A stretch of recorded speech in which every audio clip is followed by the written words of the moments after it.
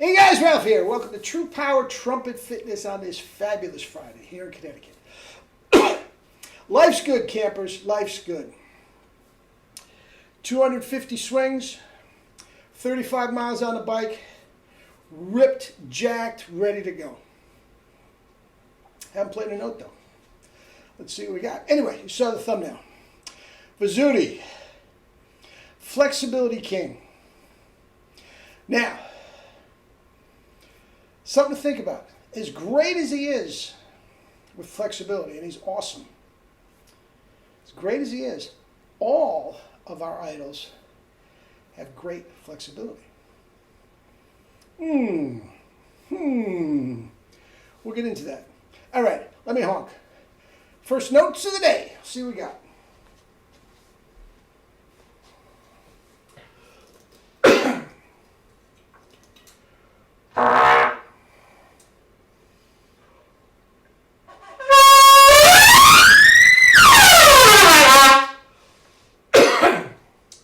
Don't need no stinking warm-up.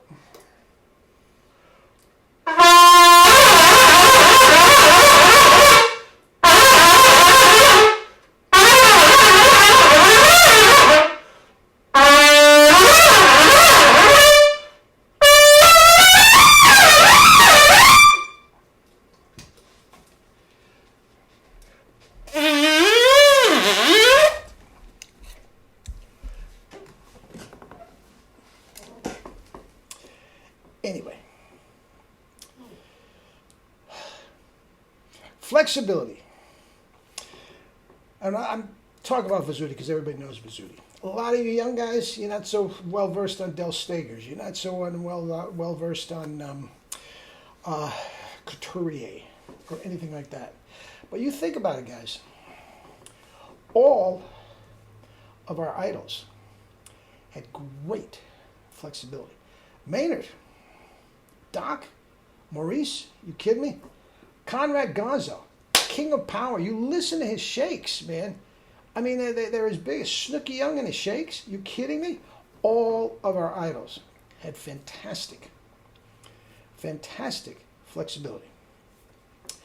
And I think I told you, my first lesson with Archiano, I go in with my duffel bag of all my books, Arbin, St. Jacome, Socks, the whole 9 yards, orchestral excerpts.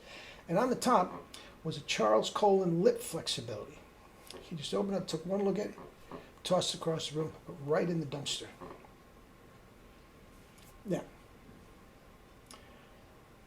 well, you don't like flexibility? Love flexibility. Did you ever hear him play? Anyway, not speaking ill of the deceased. But the point is, guys, if your chops are right, you have great flexibility. And guys, what you just heard, that was Clark, number 3, key G, RG, concert F, and the second, first few bars of the second characteristic study, up an octave. Guys, I don't practice that. I don't practice that at all. That's it. That's it. If it's right, you got it. And I'm telling you guys, I'm not going to put words in Vizutti's mouth, but I guarantee you his tongue was barely moving. His tongue was barely moving. Now that is his own composition called Carnival of Venus. And I heard that at his senior recital from Eastman before he ever went out in Chick Corea. And he was just a local legend. Everybody knew of him in the area. And at the time, there was a handful of guys that grew up in Rochester. And come on, Ralph, we're going to Rochester. You got to hear this guy. You got to hear this guy. I don't know who the heck it was, but we're all sleeping on our friend's floor. A bunch of us got piled in a car, and we went and heard his senior recital at Eastman. 19 years old, and he played this. Oh, breathtaking. Actually, this was an encore. Yeah, I mean, just brilliant. Just brilliant. And, you know, the rest is history. But his, you notice, he doesn't overblow. I think he may stretch a little more than we like, but his tongue is right. His tongue is absolutely 1,000% right. I would love to hear him on a 1SB mouthpiece. Love to hear it. But again,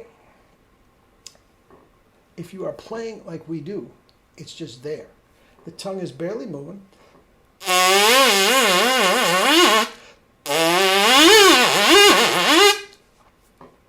Now, I tell all my guys when we're playing those Clark studies, number 3, if you're playing the same valve, okay, and it gets stuck in the mud, you're stretching.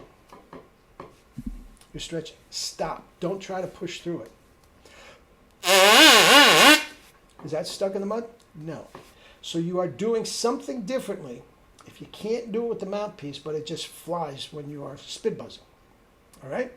Something is different. Now, here's the deal. I do not want you to, in any way, shape, or form, try to micromanage that feel that you get with the spit buzzing into the mouthpiece if it's not happening right away. As long as you incorporate spit buzzing into your practice session, like a lot of it, and it doesn't have to be any rhyme or reason. Play one, play a Clark study, okay, spit buzz it, play it again. Over time, guys, that will change. It will morph right into exactly, you just put the mouthpiece on, you're ready to go. Okay? In the meantime, keep the tone thick. Okay? Now, what happens if I were to do that up an octave? It'd probably be good. It'd probably be all right. An octave after that, I'd be pulling back and stretching. Pulling back and stretching. Okay? Stay in your happy zone. And I'm telling you guys, if the chops are right, it will be there.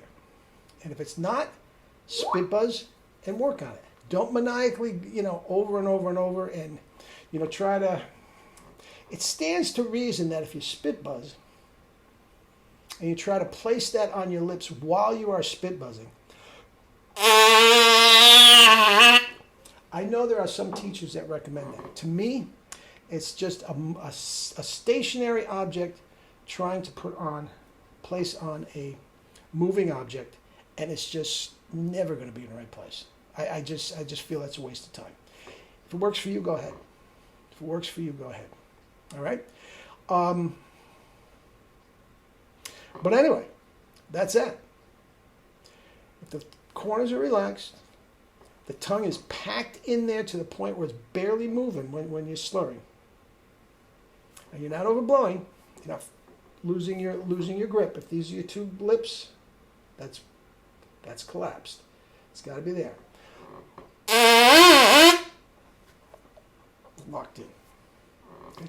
And the tongue is holding it right behind it.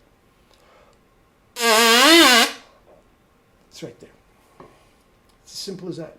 And you don't need over and over and over Charles Colin lip flexibilities.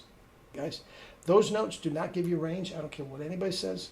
It's not the note on the page that gives you range. It's the physical culture of your human body and your chops. Kettlebell and spit buzzing are more apt to give you flexibility and range than Charles Colin stuff. Okay? If you have that book, as far as I'm concerned, nothing against him. He was a nice guy. I met him several times. He's very nice to me. But I got to go with Vacchiano on this one. Not so much his playing, which is why Vacchiano threw away. You don't have to practice it.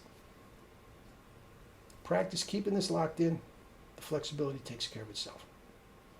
Ask Vizutti. All right? All right.